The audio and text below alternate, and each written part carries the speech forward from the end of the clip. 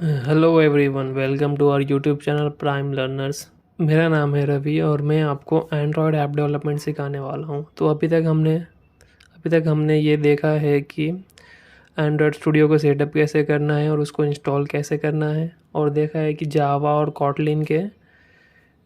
Kotlin के बीच में difference क्या है। तो अभी हम लोग आगे देखेंगे कि जो कॉटलिन प्रोग्रामिंग लैंग्वेज है उसको यूज़ कैसे करना है। तो ठीक है, नीचे डिस्क्रिप्शन में मैं ये प्लेलिस्ट का लिंक दे दूँगा, तो आप उसको फॉलो कीजिए क्योंकि आगे के जो भी वीडियोस रहेंगे सब उसमें आते जाएंगे। और साथ ही हम लोग पाइथन और जावा के ऊपर भी कोर्स बना रहे हैं, तो प्लीज़ वो भी एक बार देख लो। ठीक है, चलते हैं आगे फिर अपने कोर्स के ऊपर। ठीक है, तो ठीक है, ये तीसरा वीडियो है और इसके अंदर हम लोग देखने वाले हैं। तो ठीक है, आज के टॉपिक्स देख लेते हैं। तो हम लोग देखेंगे कि पहले कोई भी प्रोग्रामिंग लैंग्वेज के लिए हम लोग सबसे पहले हेलो वर्ल्ड प्रिंट करके देखते हैं। तो फिर हम लोग वही देखेंगे कॉटलिन के अंदर। फिर बाद में वेरिएबल्स क्या है कॉटलिन के अंदर, फिर कॉटलिन के बेसिक डेटा टाइप्स कौन से है, फिर ऑपरेटर्स क्या है कॉटलिन के अंदर, फिर टाइप कंपैटिबिलिटी देखेंगे। फिर हम लोग देखेंगे कि कंडीशनल स्टेटमेंट्स कैसे लिखने के हैं और सेम लूप स्टेटमेंट्स कैसे लिखने के हैं। ये तो हमने पहले इसमें ये देखा था कि जो कॉटलिन फाइल है उसका एक्सटेंशन होता है .kt से। और जितने भी कॉटलिन एप्लीकेशंस रहते हैं उनका एक मेन फंक्शन रहता है जो जहाँ पे जो प्रोग्राम का एग्जीक्यूशन है वो शुरू होता है। और हमें ज़रूरत नहीं पड़ती है कि मेन फंक्शन को कॉल करें बार बार। ठीक है, जैसे कि अभी हम लोग यहाँ देखें, जब हम लोग कॉटलिन का जब प्रोग्राम लिखेंगे तो एक मेन फंक्शन लिखेंगे। जो ये फन कीवर्ड है वो फंक्शन डिफाइन करने के लिए होता है, और मेन जो है फंक्शन का नाम है। जो ये राउंड ब्रैकेट्स है वो पैरामीटर्स के लिए, और जो करली ब्रैकेट है उसके अंदर अपना कोड लिखेंगे हम लोग। तो जब भी हम एग्जीक्यूट करेंगे अपने केटी फाइल को, तो वो जावा बाइट कोड में कन्वर्ट हो जाएगा। तो जावा बाइट कोड को हम JVM पे रन करेंगे। JVM is for Java virtual machine. तो जब JVM पे रन करेंगे तो फिर ये जो मेन फंक्शन है वो ऑटोमेटिकली कॉल हो जाएगा, अपने को उसे कॉल करने की ज़रूरत नहीं पड़ेगी। ठीक है, वही लिखा है कि ऑटोमेटिकली एग्जीक्यूट करता है मेन फंक्शन। और जो मेन फंक्शन है वो एंट्री पॉइंट है एप्लीकेशंस का। ठीक है, ठीक है, फिर एक बेसिक प्रोग्राम लिख के देखते हैं। तो फिर हम लोग आ जाएंगे गूगल के ऊपर। अभी तो मैं सोच रहा था कि एंड्रॉयड स्टूडियो पे हम लोग करें, लेकिन एंड्रॉयड स्टूडियो पे प्रॉब्लम क्या होगा कि अभी हमें सिर्फ सिंपल सा एक छोटा सा फाइल लिखना है कॉटलिन के लिए। तो फिर क्या होगा कि अगर हम लोग इस पर एक बनाएंगे एक एक फाइल ही कोई बनाएंगे ऐसे, सपोज देते हैं फर्स्ट, या फिर हेलो वर्ल्ड, हेलो देते हैं, hello.kt। तो ये जो फाइल है इसको रन करने के लिए पूरे जो जितने भी अलग अलग फाइल है वो सारे रन होंगे। वो पहले रन होंगे फिर ये रन होगा। इसके वजह से मैं क्या सोच रहा हूँ कि हम लोग एक ऑनलाइन प्लेग्राउंड एक कॉटलिन करके वहाँ पे सारे अपने कोर्स रन करेंगे, क्योंकि वो ईजी होगा। और अभी कॉटलिन ये एंड्रॉयड स्टूडियो को जो इंटरफेस है उसको समझना थोड़ा हार्ड होगा, तो फिर पहले उस पर करेंगे तो ईजी होगा। ठीक है, मैं इसको क्लोज़ कर देता हूँ। हम लोग मेरे ब्राउज़र पे आ जाएंगे। ठीक है, तो ब्राउज़र पे आने के बाद टाइप करना है कॉटलिन प्लेग्राउंड, और जो सेकंड नंबर की लिंक है उस पर क्लिक करना है सिर्फ, फिर ये खुल जाएगा। पहले थोड़ा इंट्रोडक्शन देता हूँ। ये कॉटलिन जैसे कि जेटब्रिंस ने बनाया है, तो ये वेबसाइट भी जेटब्रिंस ने ही ये किया है। यहाँ पे हम लोग कॉटलिन का डॉक्यूमेंट्स पढ़ सकते हैं, कम्युनिटी कुछ अगर होगा तो वो देख सकते हैं। ये कॉटलिन के रिसोर्सेज जो भी है वो है, कुछ सॉल्यूशंस देख सकते हैं। जैसे मैंने बताया था कि कॉटलिन अलग अलग इस पे ये रन करता है, जैसे जावा पे भी रन कर सकते हैं हम लोग, जावा स्क्रिप्ट भी यूज़ कर सकते हैं, और iOS डिवाइसेस यानी जो एप्पल के डिवाइसेस है उसके लिए भी कॉटलिन लिख सकते हैं। तो यहाँ पे देख सकते हैं हम लोग JS JRE JUnit कैनवास ये सब के लिए। ठीक है, तो फिर हमने क्या देखा था कि एक मेन फंक्शन होगा जस्ट लाइक हियर। जैसे कि हमने देखा था यहाँ पे एक मेन फंक्शन होगा, वो ऑटोमेटिकली कॉल करेगा। और प्रिंट करने के लिए हम लोग सिंपल इसमें फंक्शन है प्रिंट एलन से क्या होगा कि प्रिंट होगा। और एक और फंक्शन है प्रिंट, उसके बारे में मैं डेमो करके बताता हूँ। ठीक है, तो सबसे पहले फंक्शन से हम डिफाइन करें कि हम लोग इस फंक्शन लिखने वाले हैं मेन यानी कि जो मेन फंक्शन है जहाँ से हमारा प्रोग्राम स्टार्ट होगा वो। तो पहले हम लोग क्या कर रहे हैं सिंपली, और हाँ 2 स्लैश से हम लोग कमेंट देते हैं। कमेंट यानी कि हम लोग बताते हैं कि जो प्रोग्रामर्स है उनको कि हम लोग क्या करने वाले हैं प्रोग्राम से। तो मैं लिख रहा हूँ प्रिंट हेलो वर्ल्ड, ठीक है, println hello prime learners, ठीक है। अब ये प्रोग्राम लिख दिया मेन फंक्शन, यहाँ से अपना प्रोग्राम स्टार्ट होगा। स्टार्ट होने के बाद उसको ये स्टेटमेंट मिलेगा, ये स्टेटमेंट एग्जीक्यूट करेगा। हमने यहाँ पे देखो कहीं पे भी मेन फंक्शन को कॉल नहीं किया है क्योंकि JVM अपने आप उसको कॉल करने वाला है। तो ठीक है, रन करते हैं। रन करने के बाद यहाँ पे आउटपुट दिखेगा हेलो प्राइम लर्नर्स। तो ठीक है, अभी प्रिंट एलन और प्रिंट में क्या फ़र्क है वो देखते हैं। तो अभी मैं फिर से लिखूँगा प्रिंट, अभी प्रिंट एलन की जगह प्रिंट यूज़ करूँगा, प्रिंट हेलो और उसके नीचे ही प्रिंट हेलो वर्ल्ड। तो अभी आप नीचे आंसर करके डिस्क्रिप्शन में आंसर करके बताइए कि इसका आंसर क्या होगा वीडियो रोक के, ठीक है। ठीक है, मैं रन करता हूँ।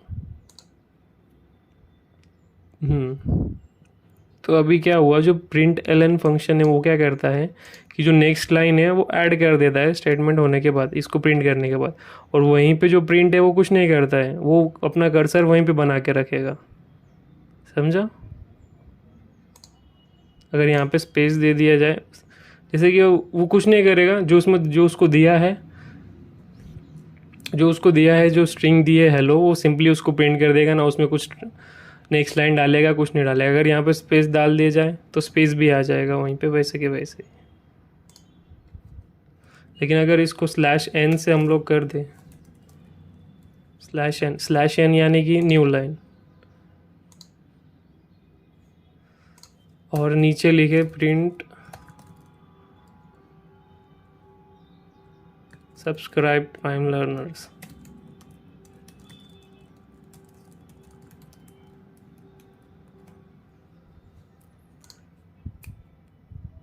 फिर देखना जो हेलो वर्ल्ड है उसके बाद हमने ये इसको एस्केप कैरेक्टर्स बोलते हैं, वो डालने के बाद जो नेक्स्ट प्रिंट का था वो नेक्स्ट लाइन पे आ गया। और अभी भी इसका कर्सर यहीं पे है। तो अगर मैं प्रिंट लिखूँगा तो फिर प्रिंट लिखूँ या प्रिंट एलन लिखूँ, वो यहाँ से ही स्टार्ट होगा, ये एस के आगे से, ठीक है। ठीक है, मैं इतना कोड उड़ा देता हूँ कि आगे हम लोग बार बार यहीं से लिखेंगे, बार बार जाने की ज़रूरत नहीं पड़ेगी। अभी देखते हैं वेरिएबल्स के बारे में। वेरिएबल ये कंटेनर्स के जैसा होता है, उसके अंदर हम लोग सामान स्टोर करते हैं। लेकिन प्रोग्राम कंप्यूटर के अंदर तो हम लोग कोई सामान स्टोर नहीं करेंगे, तो उसके अंदर क्या होता है कि वैल्यू स्टोर करती है या फिर वो कुछ स्टोर होल्ड करेगा, ठीक है। और 3 चीज़ ज़रूरी होती है वेरिएबल यूज़ करने के लिए कॉटलिन के अंदर। एक तो वेरिएबल का नाम, वो एक तो वेरिएबल का टाइप, और उसको बार फिर से यूज़ करना है या फिर वैसे ही रहेगा। यहाँ कॉटलिन के अंदर हर एक वेरिएबल का टाइप होता है। टाइप यानी कि कौन से टाइप का वेरिएबल है। जैसे कि सपोज़ मैं स्टारबक्स में गया, मुझे कॉफ़ी ऑर्डर करनी है, तो मुझे बताना पड़ेगा कि कॉफ़ी कौन से टाइप की चाहिए मुझे, ठंडी चाहिए या गर्म चाहिए। और जो स्टारबक्स में वो नाम लिखते हैं कप के ऊपर, तो फिर क्या नाम से वो जब कॉफ़ी रेडी हो जाएगी तो मुझे क्या नाम से बनाना है। और फिर वो तो हो गया नेम के अंदर, टाइप हो गया हॉट चाहिए या कोल्ड चाहिए। अब फिर और मुझे बताना पड़ेगा उनको कि मुझे कौन से कप में चाहिए, मतलब फैंसी कप में चाहिए या फिर यूज़ एंड थ्रो कप में चाहिए, समझ रहे हो। हाँ वैसे ही। तो ठीक है, कॉटलिन मैं भी आगे एग्जांपल में बताऊंगा कि ये जो एग्जांपल जब एक्सप्लेन करूंगा तब बताऊंगा कि कॉटलिन स्टैटिकली टाइप कैसे है। तो ठीक है, कॉटलिन के अंदर सारे जो वेरिएबल है उनका टाइप होता है, और इसीलिए कॉटलिन को स्टैटिकली टाइप कहते हैं। जैसे कि अभी एग्जांपल देखो, वैर x = 5, तो ये क्या करेगा कि एक इंटीजर ऑब्जेक्ट क्रिएट करेगा विथ वैल्यू 5। तो ठीक है, ये ऑब्जेक्ट क्रिएट हो गया 5 वैल्यू के साथ। फिर हम लोग जो वेरिएबल है x, इसमें क्या रहता है कि जो वेरिएबल x है वो क्या होल्ड करेगा कि रेफरेंस होल्ड करेगा, किसका, जो वैल्यू हमने उसे असाइन की है, बस। और कॉटलिन के अंदर जितने भी हैं, जितना भी हम लोग सब करते हैं वो सारे ऑब्जेक्ट्स रहते हैं। तो ये जो 5 जो इंटीजर है ये भी एक ऑब्जेक्ट ही है। और भी हम लोग और देखेंगे आगे, इंटीजर, फ्लोट, बुलियन, डबल, ये सब क्या है। और जो वेरिएबल, ये जो एक्सेस जो रेफरेंस है, इसके वजह से हम लोग ये जो ऑब्जेक्ट है उसको एक्सेस करते हैं। ठीक है, इनके अंदर 2 टाइप्स की वेरिएबल होते हैं, एक तो वैल और वॉर। वैल हम लोग इसलिए यूज़ करते हैं जबकि हमें पता है कि ये जो वैल्यू है वेरिएबल की वो चेंज नहीं होने वाली है अभी। जैसे कि सिर्फ रीड करना है, या फिर जैसे हम लोग दूसरे प्रोग्रामिंग लैंग्वेज जैसे कांस्टेंट डिफाइन करते हैं, सेम लाइक दैट। अगर जब कांस्टेंट डिफाइन करने का रहा या फिर कोई ऐसी वैल्यू हमें बनानी है कि उसका रेफरेंस जो है वो कभी चेंज नहीं होगा, क्योंकि ये जो ऑब्जेक्ट क्रिएट हो गए और जो हमारे पास जो वेरिएबल है वो जब उसका रेफरेंस रहेगा तो वो उसको ही रेफरेंस करेगा, किसी दूसरे ऑब्जेक्ट को रेफरेंस नहीं कर सकता है वो। ठीक, पर वैर के केस में वो बात नहीं है। वैर को हम लोग कितने भी वैल्यूज़ या फिर ऑब्जेक्ट असाइन कर सकते हैं। उससे हम लोग अभी जो हमने ये एग्जांपल देखा था इधर, जैसे ये एक ऑब्जेक्ट क्रिएट किया, पहले वो इसको पॉइंट कर रहा था, फिर वैर के केस में हम इसको हटा के इसको भी पॉइंट करा सकते हैं। तो दूसरा ऑब्जेक्ट है ए और बी, तो पहले वो ए को पॉइंट कर रहा था, फिर बाद में हमारे प्रोग्राम में हमने आगे लिखा कि नहीं तो ए को नहीं तो बी को पॉइंट करेगा। तो ये हो सकता है वैर के साथ। तो ठीक है, अभी एग्जांपल देखते हैं कि वैल और वॉर में कैसे हम लोग करेंगे।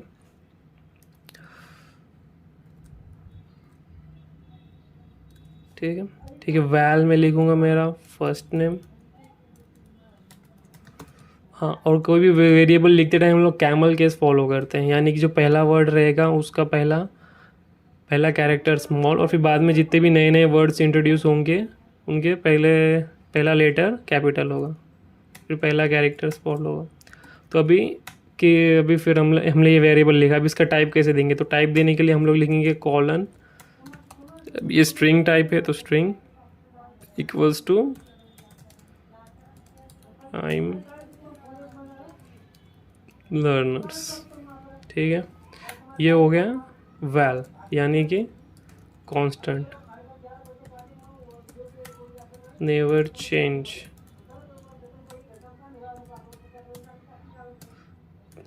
Never change in code. ठीक है, फिर दूसरा वेरिएबल लिखेंगे कि मार्क्स कैसा है, ये इंटीजर होगा, आई कैपिटल है, लेकिन ये कैसा है कि ये चेंज होते रहेगा। ठीक है, मुझे 90 मार्क्स दे देता हूँ। ठीक है, अभी प्रिंट करते हैं इसको दोनों को भी, फर्स्ट नेम और प्रिंटलन मार्क्स। फिर हम लोग क्या करेंगे कि ठीक है, पहले प्रिंट ही करके देख लेते हैं। ठीक है, रन करते हैं कोड को। ओके, 1 मिनट, कोड को रन करते हैं। तो क्या होगा, अनरिजॉल्व फर्स्ट नेम। अच्छा, मैंने वेरिएबल का नाम गलत दे दिया। तो ठीक है, जो नाम रहेगा वो वही नाम से कॉल होगा। ये भी एक एरर ही है, एरर को सॉल्व करने का आइडिया है। ठीक है, फर्स्ट नेम प्राइम लर्नर्स और जो सेकेंड टाइप का वेरिएबल है मार्क्स। तो अभी हम लोग क्या करेंगे कि अपडेट करेंगे, अपडेट वेरिएबल्स। ठीक है, 1 मिनट, इसको नीचे कैसे आएगा। ठीक है, इतना स्पेस नहीं लेता हूँ मैं। तो अभी फर्स्ट नेम को ट्राई करते हैं अपडेट करने का। फर्स्ट नेम को देते हैं, ठीक है, मेरा नाम देते हैं रवि। आ गई बारिश। ठीक है, फर्स्ट नेम को मेरा नाम देते हैं और रन करने का ट्राई करते हैं। तो अभी ये क्या करेगा, एरर, क्योंकि ये जो वैल्यू है वो फिर से असाइन नहीं हो सकती है। ठीक है, तो ये मार्क्स को अपडेट करते हैं, 89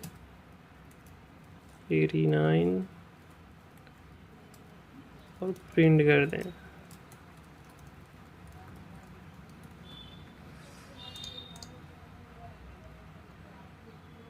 अभी देखो, पहले वैल्यू थी वैर की मार्क्स की 90, फिर बाद में हमने प्रिंट किया, उसके बाद उसको अपडेट किया, यानी कि वो अभी नए ऑब्जेक्ट को रेफ़र कर रहा है, फिर बाद में उसको प्रिंट किया। तो देख सकते हैं हम लोग। ठीक है, तो टाइप के वैल्यूज़ होते हैं ये और ये। फिर नेक्स्ट पॉइंट क्या है हमारा कि बिल्ट इन डेटा टाइप्स क्या है। तो बिल्ट इन डेटा टाइप्स इसके अंदर 4 है। इंटीजर के भी 4 टाइप है, बिट, बाइट, शॉर्ट, इंट और लॉन्ग।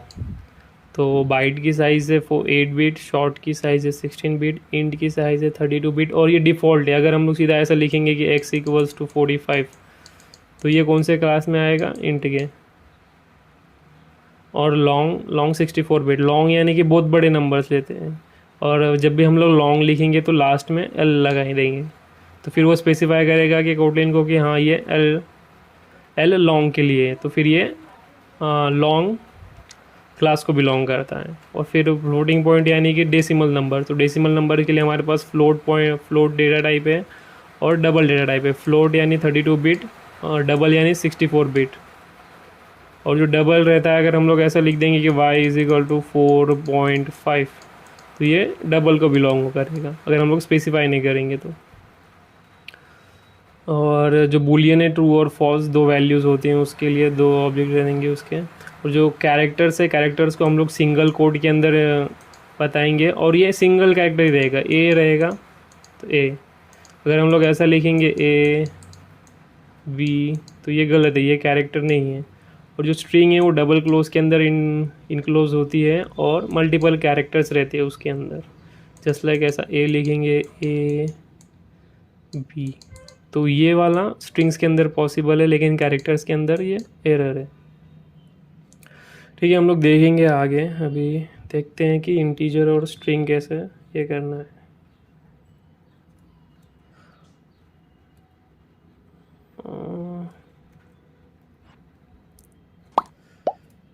इंटीजर और स्ट्रिंग,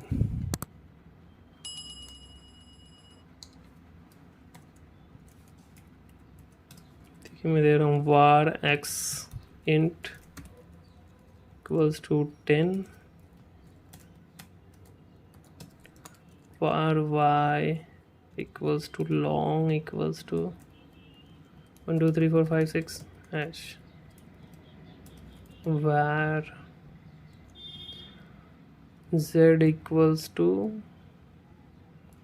float।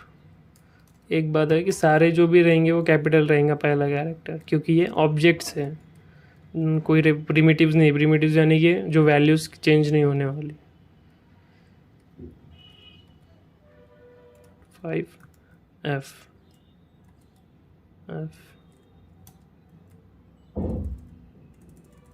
इधर गलत कर दिया था, var dot colon float equals to 12.4 F ये एल, ऐसे तो एल है क्या, एफ होगा, ये देना पड़ेगा, हाँ एफ हो गया। अभी एक वेरिएबल डालते हैं कैर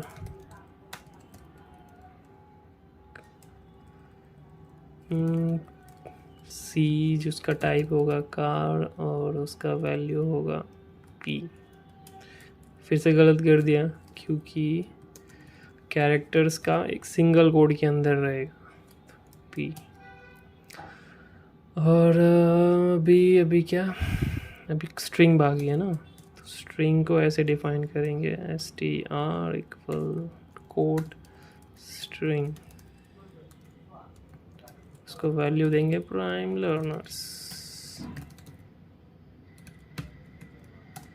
ठीक है, ऐसे सारे डिफाइन होंगे। और इसमें एक टाइप इन्फरेंस, इसके अंदर क्या होगा, अगर हम लोग ऐसा कोई वेरिएबल लिख रहे हैं सपोज नेम और उसको डायरेक्ट नाम दे रहे हैं ऐसा, तो ये कॉटलिन को समझ जाएगा कि हाँ ये स्ट्रिंग वेरिएबल है, तो हमको फिर ऐसा लिखने की ज़रूरत नहीं पड़ेगी। कॉटलिन के अंदर बहुत सारे ऑपरेटर्स हैं, जैसे addition, subtraction, multiplication, division, modulus. Addition दो स्ट्रिंग को कोऑर्डिनेट भी कर सकता है, कॉनकैटिनेट। सपोज यस ए मेरे पास स्ट्रिंग है और मैं उसको प्लस और s2 कर रहा हूँ, तो वो क्या देगा, s1 s2 दोनों साथ में कॉनकैटिनेट कर देगा। इसको कॉनकैटिनेट बोलते, इसको कंकैटिनेशन बोलते हैं। और अगर यही S1 और S2 अगर नंबर्स रहे तो वो क्या करेगा, उनका एडिशन करके दे देगा। और सेम सब्ट्रैक्शन से, लेकिन सब्ट्रैक्शन कॉन्कैटिनेशन नहीं कर सकता, ये सिर्फ एडिशन वाला ये जो ऑपरेटर है वो सिर्फ स्ट्रिंग और नंबर पे चलेगा। मल्टीप्लिकेशन पता है, मल्टीप्लिकेशन दे देगा, डिवीजन डिवीजन दे देगा। मॉड्यूलस वाला क्या करेगा कि रिमाइंडर देता है, रिमाइंडर दे देगा।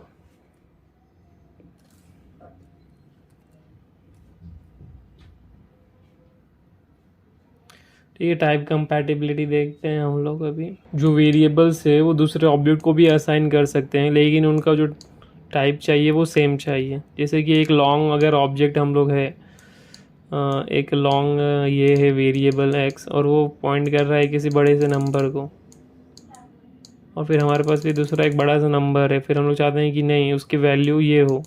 तो अगर दोनों भी अगर सेम रहे तो ही ये पॉसिबल हो सकता है। लेकिन अगर एक लॉन्ग और इंट का अगर वेरिएबल करने जाए तो ये गलत होगा, क्योंकि वो एरर देगा। क्योंकि उसका साइज़, जैसे कि हमने देखा था कि उसका साइज़ 64 बिट है लॉन्ग का, और इंट का साइज़ कितना है 32 बिट। तो ये इतनी मेमोरी वो कैसे स्टोर करेगा, तो उसको कन्वर्ट करना पड़ेगा पहले। तो कन्वर्ट करने के लिए हम लोग जो, जैसे कि हमने देखा था कि जितने भी ये है नंबर्स वो सारे ऑब्जेक्ट्स हैं, तो ऑब्जेक्ट्स को उनका एक डॉट ऑपरेटर रहता है, जिससे कि हम लोग सारे ऑपरेटर के फंक्शंस कॉल करेंगे। तो जैसे कि अभी हमने यहाँ पे देखो मार्क्स एक वेरिएबल डिफाइन किया है जो कि इन टाइप का है, और एक लॉन्ग मार्क्स है, उसका टाइप क्या है, लॉन्ग। तो जब हम लोग मार्क्स को इसको डायरेक्टली डिफाइन करेंगे तो ये गलत एरर शो करेगा। फिर बाद में अगर हम लोग मार्क्स डॉट टू लॉन्ग अगर ये फंक्शन यूज़ करें फिर ये एरर नहीं देगा। ठीक है, अभी देखते हैं कोड के अंदर इसको।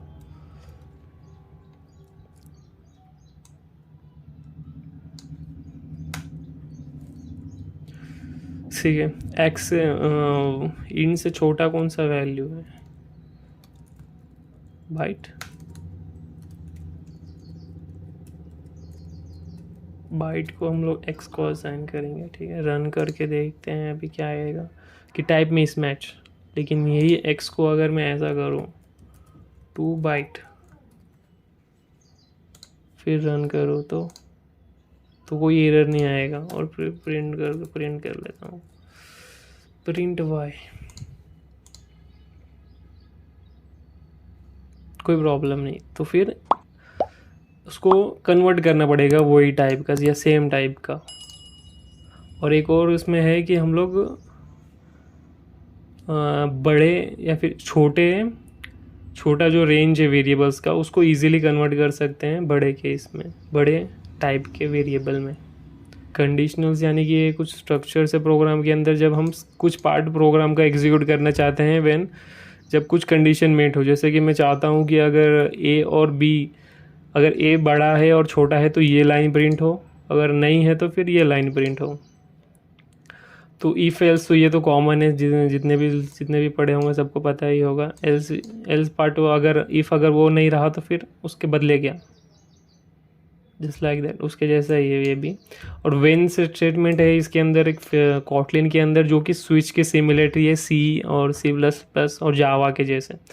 तो इसके अंदर स्विच नहीं है लेकिन वेन यूज़ कर सकते हैं। तो वेन कैसा रहता है कि वेन हम लोग ये जो एक्स है ये एक्सप्रेशन है, तो फिर हम लोग और फिर लिखते हैं कि अगर ये एक्सप्रेशन, और फिर हम लोग केस लिख देते हैं ना पहले, तो केस की जगह सीधा इधर जो वैल्यू है मैच होने वाली वो लिखेंगे, और उसके आगे जो एक्सप्रेशन रन होगा वो लिखेंगे। और फिर बाद में एल्स, अगर इसमें से कोई भी जैसे डिफ़ॉल्ट लिखते थे सेम लाइक दैट। ठीक है, मैं इसका कोड तो नहीं दिखाऊंगा बट तुम लोग ट्राई करो कॉटलिन प्लेग्राउंड के ऊपर। और लूप्स के बारे में देखेंगे कि इसमें 3 तरह के लूप्स हैं, फॉर लूप, वाइल लूप और do while loop. For loop क्या करेगा कि इटरेट करेगा ऑब्जेक्ट के ऊपर बार बार। इसके भी आगे हम लोग जब एग्जांपल देखेंगे तब मैं बताऊंगा फॉर लूप के बारे में। लेकिन ये क्या करता है कि जो इटरेटर है उस 1 से 5 तक है तो वो 1 से 5 तक ही इटरेट करेगा। लेकिन वाइल और डू लूप कैसा रहता है कि इनका बॉडी जब तक एग्जीक्यूट करता रहे, कंटिन्यूसली एग्जीक्यूट करता है जब तक कोई कंडीशन मेट नहीं होती। ठीक है, और डू के अंदर क्या होता है कि पहले स्टेटमेंट एग्जीक्यूट होता है फिर बाद में कंडीशन चेक होती है। ठीक है। मैं कुछ क्वेश्चन डिस्क्रिप्शन में डाल दूंगा, तो try to solve this question. और प्लीज़ वीडियो को लाइक करो और चैनल को सब्सक्राइब करो और अपने फ्रेंड्स के साथ शेयर करो हो सके तो। और प्लेलिस्ट को सेव करके रखो, क्योंकि इस पे आगे कंटिन्यू वीडियोस जाते रहेंगे। और बाकी सारे जो प्लेलिस्ट है उनको भी चेकआउट कर लो एक बार। ठीक है, बाय फिर।